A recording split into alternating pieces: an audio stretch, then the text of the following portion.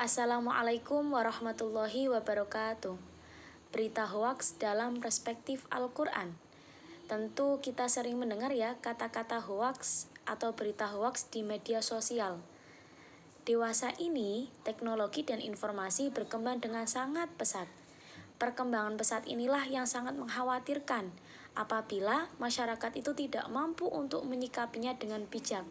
Sedangkan media sosial sendiri berperan aktif dalam media penyalur berbagai macam berita atau informasi untuk masyarakat. Sangatlah memungkinkan terdapat oknum yang menggunakan kesempatan ini untuk menyebarkan berita hoaks atau bohong di media sosial. Kemajuan pesat teknologi informatika berdampak terhadap kebebasan di media sosial secara online. Berita hoaks mudah tersebar, terutama di masyarakat yang mana tingkat literasinya itu masih sangat rendah. Biasanya, mereka itu mudah menerima informasi dan menyebarkan informasi dengan tanpa adanya klarifikasi terlebih dahulu tentang kebenarannya. Peristiwa hoaks itu juga pernah terjadi loh di masa Rasulullah, yaitu kejadian yang menimpa Sayyidah Aisyah. Tentu sebagian dari kita sering mendengar cerita tersebut ya.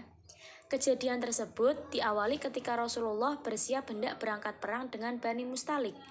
Pada saat itu, diundilah nama salah satu istri beliau yang boleh ikut membersamainya. Dan ternyata yang berhak menemani beliau adalah Sayyidah Aisyah. Lah, dalam perjalanan sebelum pulang, Sayyidah Aisyah kehilangan kalungnya dan pergi untuk mencarinya. Sampai-sampai beliau itu tertinggal oleh rombongannya. Sampai di Madinah, didapati bahwa Sayyidah Aisyah itu datang dengan menunggang unta yang mana dituntun oleh salah satu sahabat yang dikenal dengan nama Sofwan bin Mu'til al-Silmi. Lantaran hal tersebut memunculkan rumor miring atas Sayyidah Aisyah dan Sofwan hingga menyebar di kalangan kaum muslimin dan menjadi berita hoaks.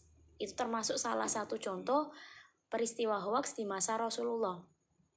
Mudah tersebarnya berita-berita palsu yang sengaja dibuat oleh oknum berkepentingan tentunya sangat membuat resah masyarakat awam yang terkadang termakan berita bohong secara mentah-mentah tanpa tahu kebenarannya. Informasi yang benar dan salah menjadi tercampur adukan. Sebagaimana dalam kisah Sayyidah Aisyah, Allah itu telah menegaskan di dalam Al-Quran surat An-Nur ayat 11, yang artinya, sesungguhnya orang-orang yang membawa berita bohong itu adalah dari golongan kamu juga. Janganlah kamu mengira berita itu buruk bagi kamu, bahkan itu baik bagi kamu. Setiap orang dari mereka akan mendapatkan balasan dari dosa yang diperbuatnya. Dan barang siapa di antara mereka yang mengambil bagian terbesar dari dosa yang dia perbuatnya, dia akan mendapatkan adab yang besar pula. Lah, di dalam Al-Quran, isyarah atau tanda ya berita hoaks dalam Al-Quran itu diistilahkan dengan kata al-ifkun yang bermakna keterbalikan. Sedangkan munculnya berita hoaks itu disebabkan oleh orang-orang yang pembangkang. Makanya di sini Al-Quran mengistilahkannya dengan kata usbah pakai ain. Dalam surat An-Nur ayat 11 sudah jelas bahwa Allah itu menegaskan kejadian yang menimpa Sayyidah Aisyah itu merupakan berita bohong. Allah juga mengecam bagi orang-orang yang suka menyebar berita hoaks. Sebagaimana dalam firman Allah surat An-Nur ayat 14 dan ayat 15 yang artinya, dan seandainya bukan karena karunia Allah dan rahmatnya kepadamu di dunia dan di akhirat, niscaya kamu ditimpa adab yang besar disebabkan oleh pembicaraan kamu tentang hal itu atau tentang berita bohong itu. Dan ingatlah, ketika kamu menerima berita bohong itu dari mulut ke mulut, dan kamu katakan dengan mulutmu apa yang tidak kamu ketahui sedikit pun, dan kamu menganggapnya remeh, padahal dalam pandangan Allah itu adalah soal yang besar. Bisa jelas dari penjelasan dua ayat tersebut bahwa ancaman Allah benar ditunjukkan kepada orang yang terlibat dalam penyampaian berita hoaks, baik orang itu sudah mengetahui berita hoaks itu sendiri atau yang belum mengetahuinya. Lah, dalam istilah sekarang itu biasa dikatakan sebagai orang-orang yang suka men-share berita-berita heboh yang mana belum jelas kebenarannya.